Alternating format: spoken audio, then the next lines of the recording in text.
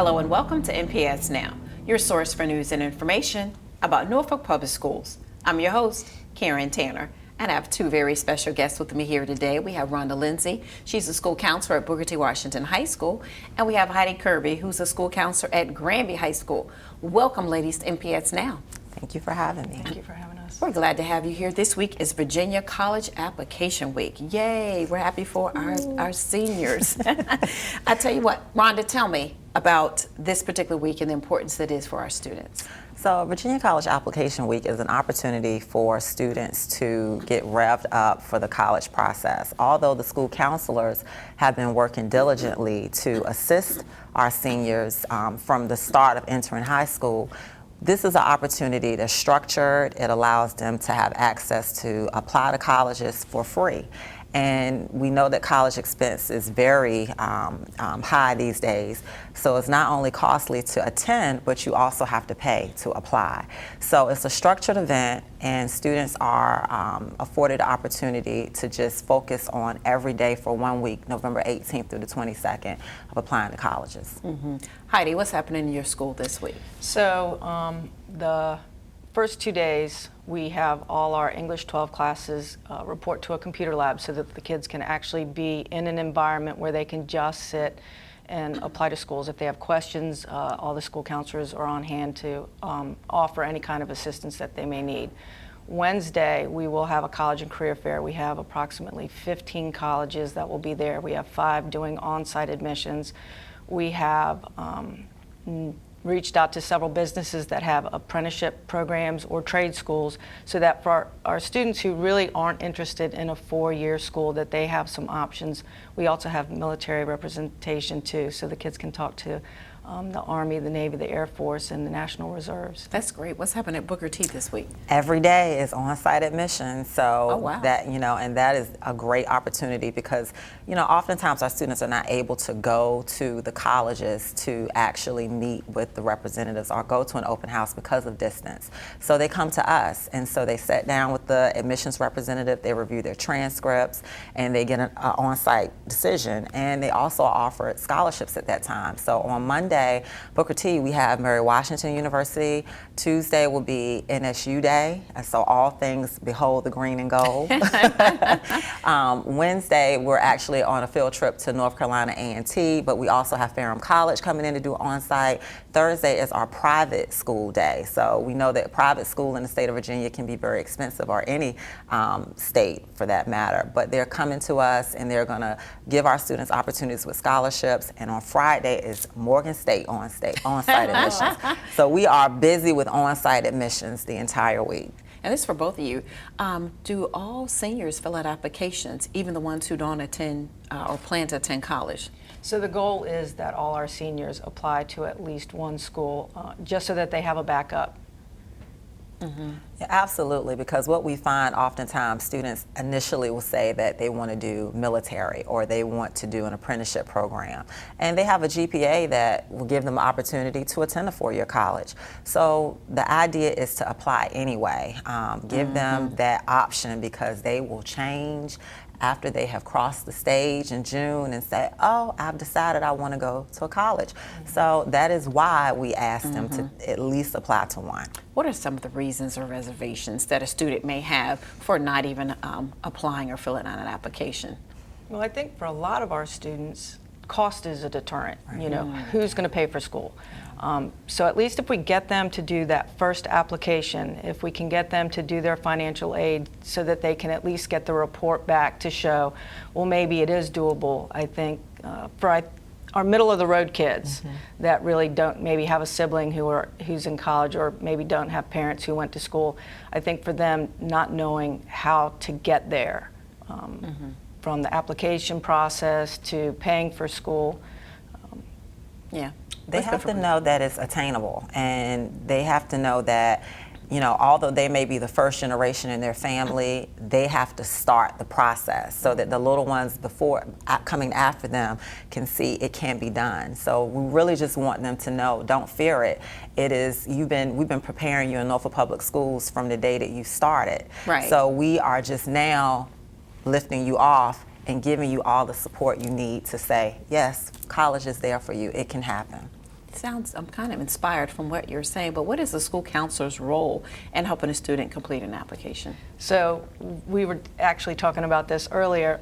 We, as ninth graders, we start with the kids. You know, what is your coursework going to look like? What do you want to do when you go to college or when you finish high school? What can we do to make sure that your academics match your career aspirations? So, you know, that starts in the ninth grade. We take them to the tech center so that kids who maybe don't want to do school at least get a look at what is available within Norfolk Public Schools career readiness offerings, program. yeah. Right, and then as juniors we have junior night where we talk about financial aid and we hook them up with the access advisor. We talk about taking the SATs, and then, you know, when they're seniors, it's actually sitting down and filling out that application. What does that look like? Is it online? Is it a paper application? So it is a process that starts in the ninth grade for us. And what can you add to that? Well, you know, interestingly enough, I like to look at school counselors as we're the tree within the school system. We branch the families and the children out to all areas of their academic, social, and emotional connection. So we're not just starting, you know, with the college piece. We do all of it, and we are wanting to make sure that we're completing that student as a whole student and making sure that they know that the opportunities are out there. So we work tirelessly to empower our students to make sure that they are prepared for post-secondary planning. Yeah. It doesn't just start VCAR week or Virginia College Application Week. It starts as early as elementary school, and the elementary counselors are working with them with career pathways and helping them do interest inventories and design career pathways for them early. So they come in the door having some idea of what we do and how we go about getting them to where they need to be. And Heidi, you mentioned earlier about the costs. So right now, who pays the application costs and how much are they normally? So right now, if you would apply to school, the parent would incur the cost, and that can run anywhere from $25 to $100 or more dollars. Wow, depending on the college Depends they on want the to attend. school. Right. Yes. So that can be a factor or a concern that may stop a student. And that's what's so great about Virginia College Application Week, with the school partnerships with colleges and higher ed programs, allowing our students to apply for free.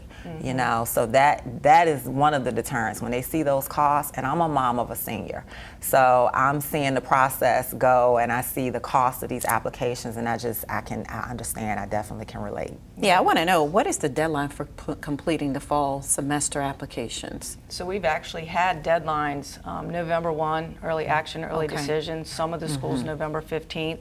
The bulk of the schools for regular decisions will start right around January 1. So this is a really good time for our kids to compile a list of schools that they're interested in and utilize the free application fee waivers. Absolutely. Yeah, so we help the students, but if a parent has some questions about college applications and the process of choosing a college, who should they contact or who can they speak with? Their school counselor. You know, we are a resource of a plethora of things, and we can definitely walk them through. And we have access advisors at each of our high schools, and the Access College Foundation helps our students with applying to college as well by completing their FAFSA, the financial aid form, to see what types of money is available for them. And then we continue the process with walking them through, looking over these award packages and helping them decipher which program would be the best fit for them and that's more financially feasible. So what other assistance you offer students who choose not to go to college? So again, you know, starting in the ninth grade, we are really working towards matching the child's academic classes with their career goals. So if a student has said in the 9th or 10th grade, you know what, I want to be a bricklayer, or I'm really interested in HVAC, then that's where we line them up with the tech center. So that way they can at least start learning some industry credentialed type programs so that they can leave high school and have a skill. For our kids who maybe don't know if they want to do that until their senior year, we can get them hooked up with different apprenticeship programs. We can get them all kinds of information in the community with our business leaders that come in and help out in the schools. I think this was a very informative show, and I hope parents who watch it will say, okay, you have Virginia College Application Week. right. Make sure you give me at least, come home and tell me what 10 colleges you Yeah. applied to. Exactly. Exactly. Yeah, and that you're going to commit to. So thank you, ladies, for coming on the show to share this Thank information you. with us. Thank you. Thanks for Thank having you. us. And we want you to stay tuned for more NPS Now.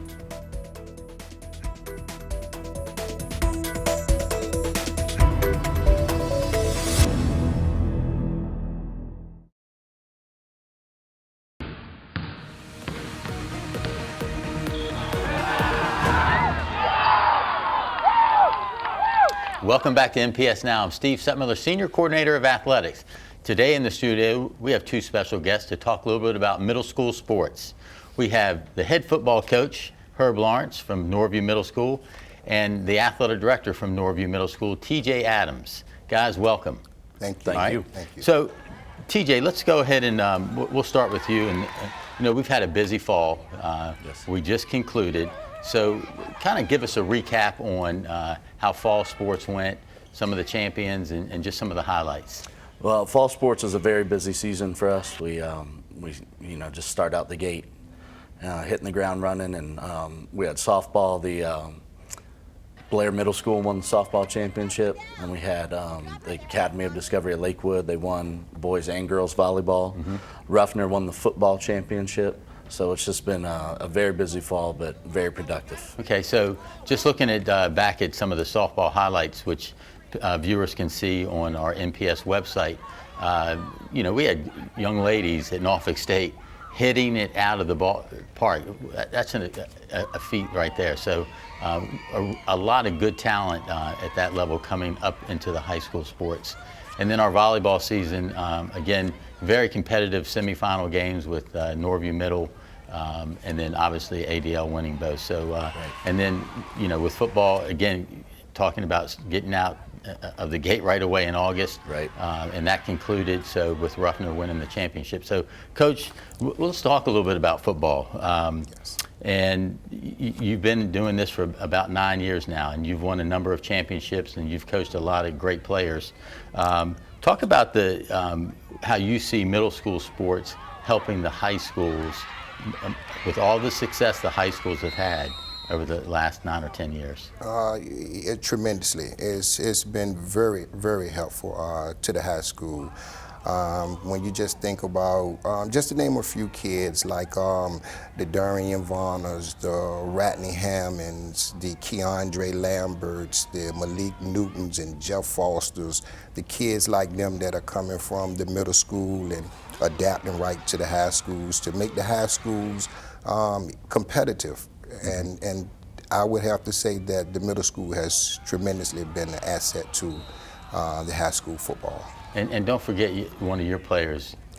K-Tron Allen. There you go. Yes. Pretty good one. Yes. All right. But Yes. we definitely, you know, the middle school experience for him has projected his talents at the school he's playing with now. So Yes. So let's talk a little bit about, you know, high school coaches, middle school coaches. Do they communicate during the season, after the season?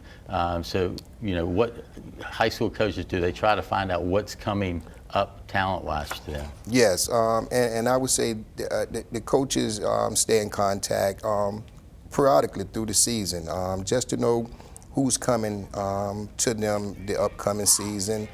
And one thing I know they always do is when school ends, after the season ends, they always come to meet with a lot of the 8th graders who will be coming to them the upcoming season. And that also impels a lot of the kids to want to be successful because they know those coaches are there for them.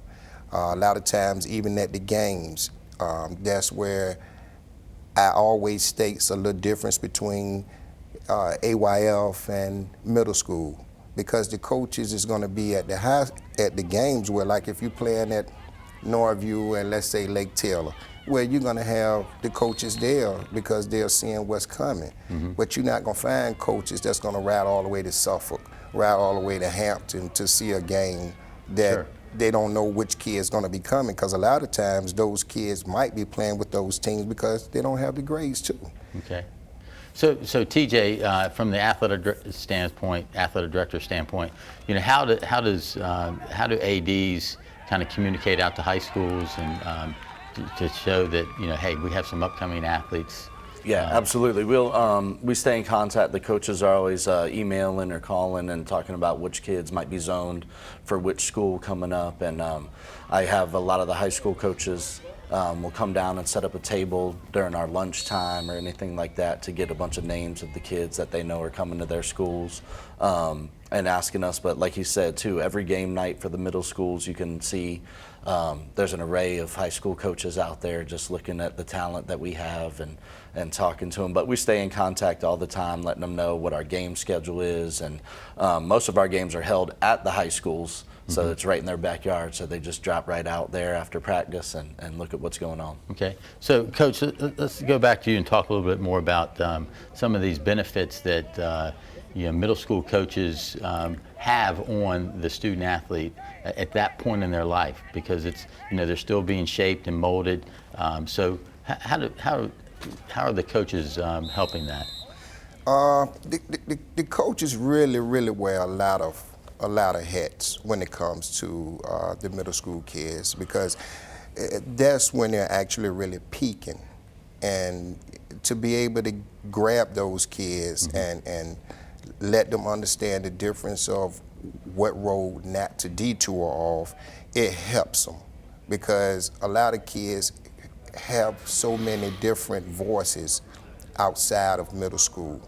So once you get coaches that's able to let the kids understand the routes they'll be able to take, how the high school coaches is there to help them, it gives them a sense of direction to understand, well, this may be the route that I should be going. And I would have to say that the coaches that we have for middle school, by far, the best coaches around here. TJ, let's talk a little bit about you know, the student athlete versus the non-athlete.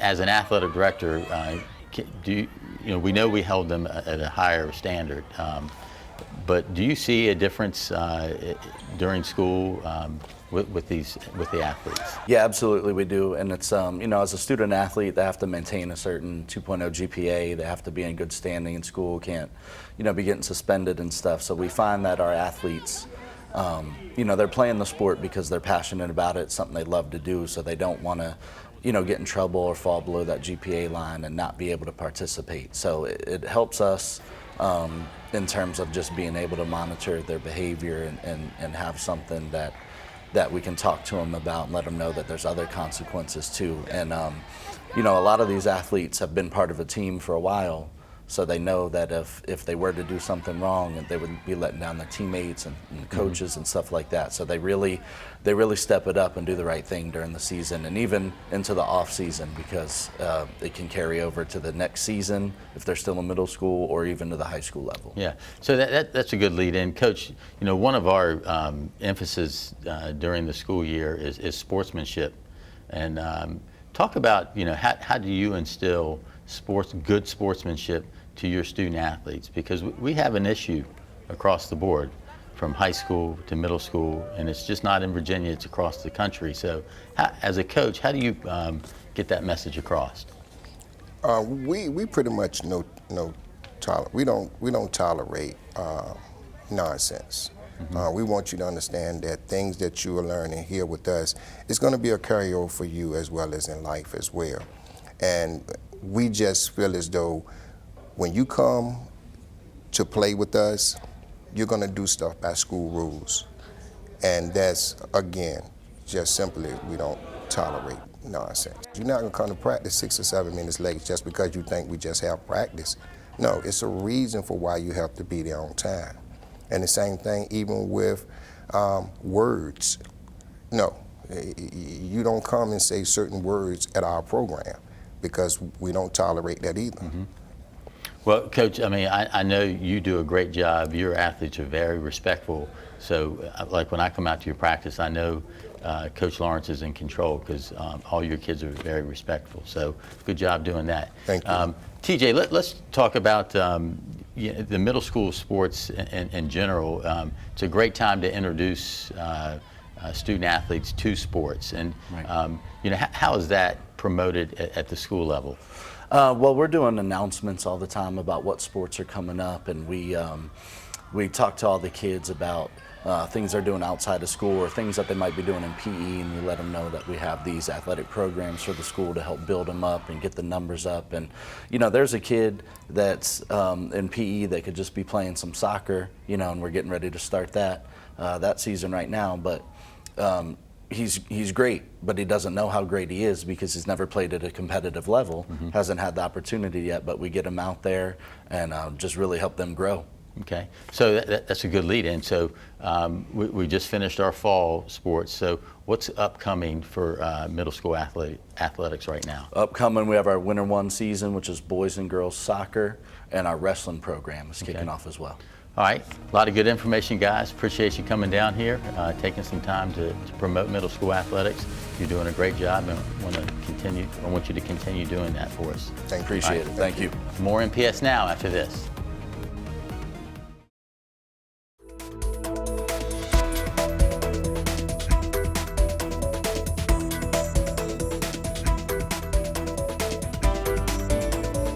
We want to thank you for watching NPS Now. It airs weekly on WNPS Channel 47, or you can view us online at www.npsk12.com. If you have any great story ideas or events happening at your school, please be sure to email us at npsnews@npsk12.com. Again, we want to thank you for watching NPS Now.